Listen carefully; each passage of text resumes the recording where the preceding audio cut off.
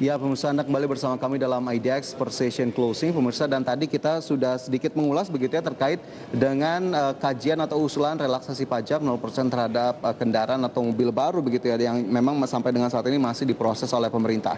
Tapi bagaimana dengan kinerja emiten-emiten di industri otomotif sebagai salah satu industri yang memang terdampak cukup hebat dari pandemi COVID-19? Apakah memang penurunan terjadi dari sisi kinerja masing-masing perusahaan? Langsung saja kita ulas bersama dalam segmen ulasan grafis kali ini, pemirsa. Kita ke grafis yang pertama, di mana dua emiten yang cukup besar begitu ya menguasai pangsa pasar di Indonesia terkait dengan industri otomotif, ada Astra International dan juga tentunya Indomobil. Bagaimana kemudian kinerja kedua emiten ini? Kita lihat bersama ke grafis yang pertama terkait dengan Astra International.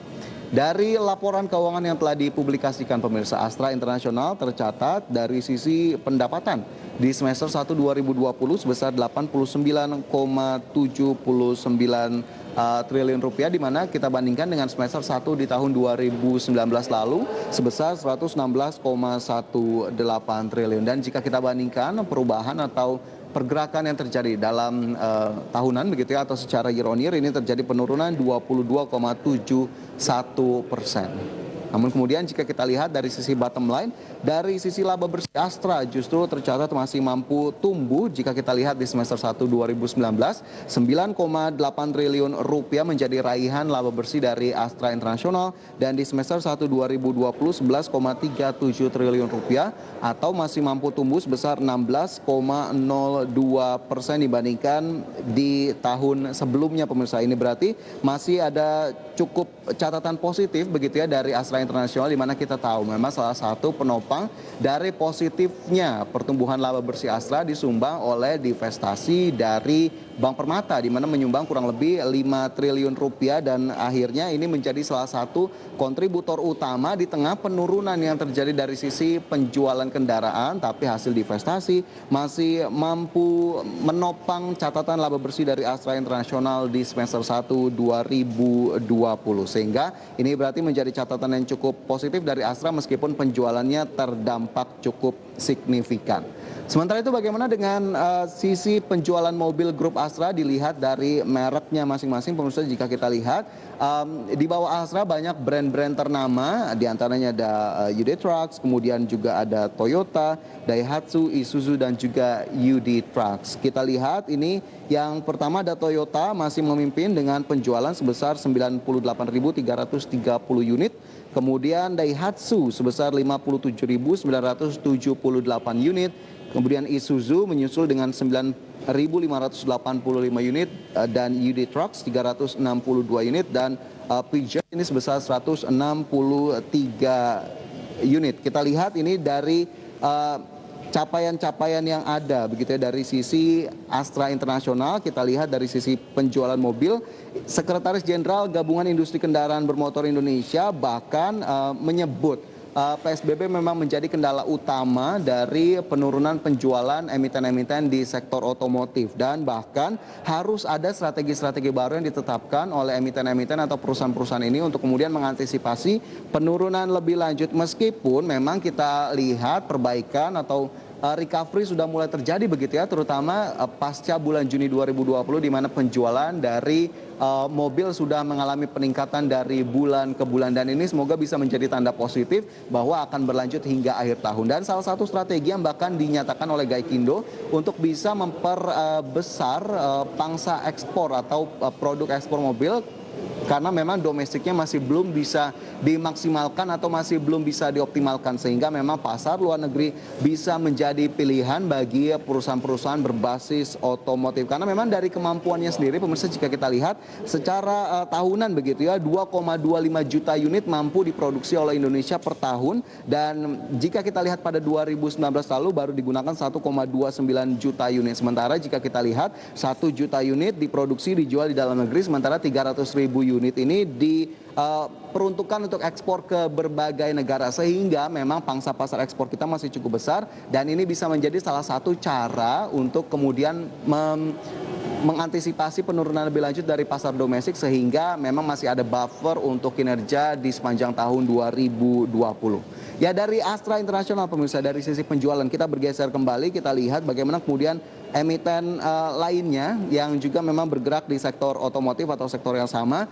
Indomobil Sukses International Tbk, di mana pada semester 1 2020 berdasarkan laporan keuangan yang telah dipublikasikan, dari sisi pendapatan semester 1 2020 7,38 triliun rupiah, kemudian di semester 1 2019 9,58 triliun rupiah. Ini berarti terjadi penurunan cukup dalam gitu ya, 22,9% dari sisi penjualan ataupun pendapatan.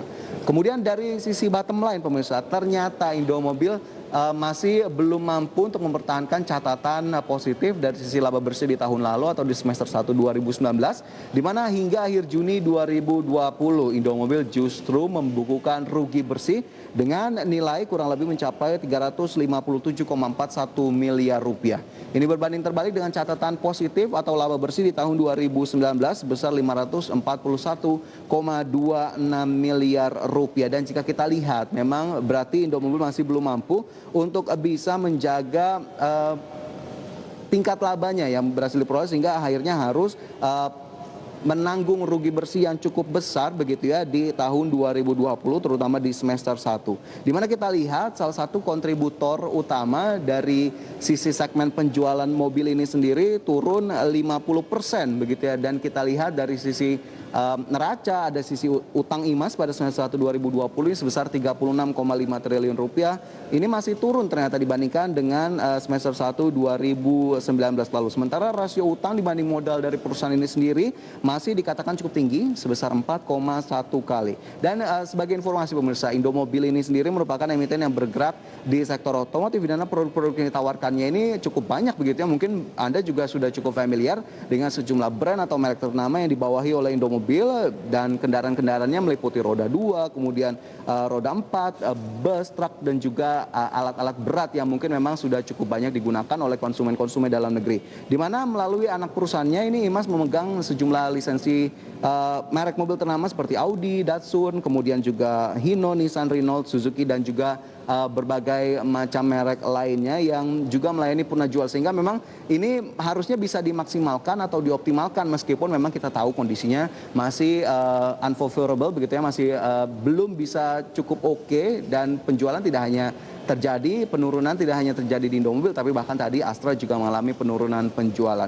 Lantas bagaimana sebetulnya dengan penjualan dari merek-merek yang dibawahi oleh Indomobil hingga Agustus 2020? Kita coba lihat ke grafis berikutnya pemirsa, di mana terkait dengan sejumlah merek di bawah Indomobil, beberapa data yang berhasil dihimpun, di antaranya sebagai berikut, di mana kita lihat di semester 1 2020 yang berhasil dihimpun oleh tim redaksi kami, pemirsa dapat Anda cermati juga di layar televisi Anda.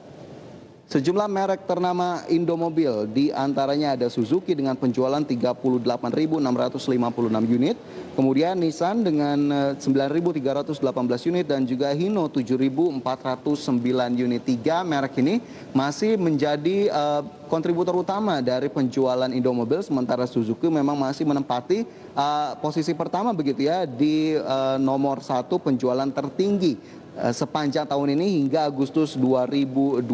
Dan pemirsa, berbagai upaya harusnya memang masih bisa dilakukan, terutama di tengah kondisi sulit ini. Salah satunya bahkan sektor kesehatan yang memang masih bisa dilihat celahnya. Bahkan ini Suzuki, kemudian merek-merek lainnya cukup banyak digunakan oleh petugas kesehatan, terutamanya dari pemanfaatan mobil ambulans, dan ini juga bisa menjadi peluang baru tentunya dengan kebutuhan yang cukup tinggi, kemudian juga dengan mobilitas yang cukup besar sekali dan juga cukup tinggi saat ini harusnya bisa menjadi peluang di tengah tekanan pandemi COVID-19, sehingga akhirnya bisa sedikit demi sedikit mengerek kinerja perusahaan untuk bisa membukukan catatan yang lebih baik lagi, terutama hingga akhir tahun 2020.